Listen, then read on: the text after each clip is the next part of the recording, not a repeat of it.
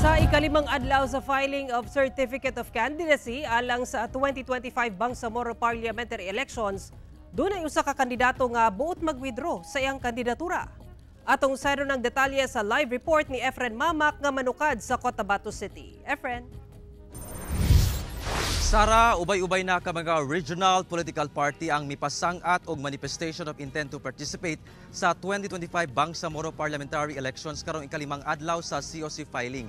Samtang sumala sa Comelec BARM, dunay proseso sa pag-withdraw sa kandidatura dihang dunay aspirant nga buot mag-withdraw human kini nag-file og COC kagahapon. Karong adlaw, bispera sa deadline sa filing of Certificate of Candidacy alang sa 2025 Bangsamoro Parliamentary Elections.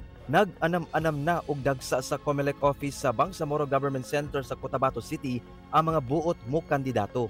Gani kagahapon mihabol sa cut-off nga alas 5 sa hapon ang Progresibong Bangsamoro Party aron mag-file og manifestation of intent to participate.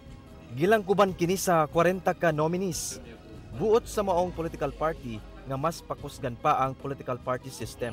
Flexible kami sa aming mga policies, mabilis kaming magdesisyon in responding to other issues, and yung advocacy namin that naniniwala kami sa dalawang bagay. Una, na kailangan palakasin yung political party system so that we can empower the people who can then demand for responsive governance. Karong ikalimang adlaw sa COC filing, mipasang at sab og manifestation of intent to participate ang Bangsamoro Party nga dunay 40 ka nominees sab.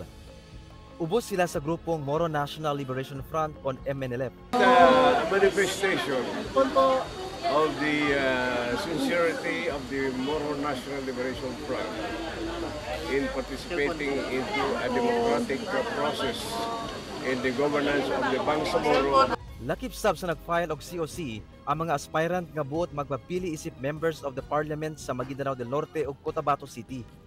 Samtang gibutyag sa Comelec BARM nga dunay usa ka aspirant kinsa mi-file og COC kagahapon, ang buot mag-withdraw sa iyang COC apan giagi lang matud pa kini sa verbal nga pamaagi.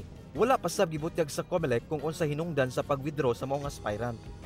Yes, kanina lang may nag-manifest na mag-withdraw ng kanyang COC, and siyempre nasabihan natin na ang withdrawal is may mga formalities yan. They have to execute an affidavit of withdrawal, no, and submit the same to our office. Hindi pwede na verbal lang.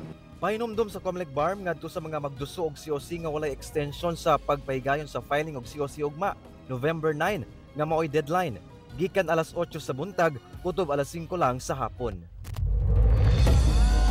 Sara, karong hapon lang mihabol sab ang United Bangsamoro Justice Party aron mag-file og manifestation of intent to participate sa 2025 Bangsamoro Parliamentary Elections. Ang maong political party konektado sa Moro Islamic Liberation Front kon MILF o gipangunahan kini ni Chief Minister Murad Ibrahim.